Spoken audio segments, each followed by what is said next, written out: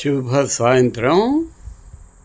ప్రతి మనిషి ఒక విషయాన్ని గ్రహించాలి.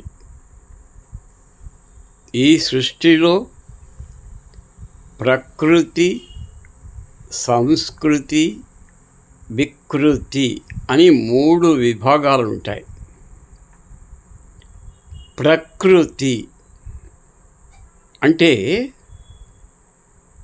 ఒక మొక్కను నాటడం ప్రకృతి. సంస్కృతి అంటే ఆ మొక్కను చాలా జాగ్రత్తగా పెంచి ఒక చెట్టును, ఒక వృక్షాన్ని చేయడం. వికృతి అంటే స్వార్థంతో ఆ చెట్టును నరికి ముక్కలు ముక్కలు చేసి అమ్ముకోవడం. చూసారా? ఒకే చోట ఈ ప్రకృతి, సంస్కృతి, వికృతి అనేవి ఉంటాయంటే అతిశయోక్తి కాదు. కాబట్టి ఎప్పుడూ కూడా ప్రకృతి, సంస్కృతితో మెలగాలి. వికృతి ఒక రాక్షస ప్రవృత్తి.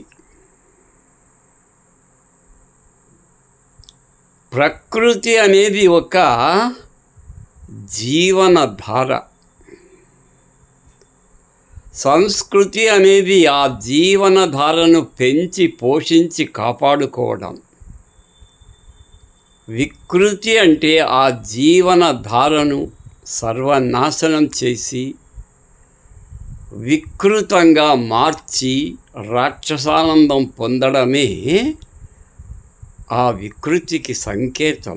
కాబట్టి ఎప్పుడూ మనిషి ప్రకృతి, సంస్కృతితో జీవనం చేస్తే మనము అభివృద్ధి చెందుతాం, మన చుట్టూ ఉన్నవాళ్ళు అభివృద్ధి చెందుతారు. మన గ్రామం, మన పట్టణం, మన రాష్ట్రం, మన దేశం కూడా ప్రగతి బాటలో నడుస్తాయి. ఈ 3 విషయాలను గుర్తుపెట్టుకొని ప్రతి ఒక్కరూ కూడా జాగ్రత్త వహించాలని కోరుకుంటున్నాను.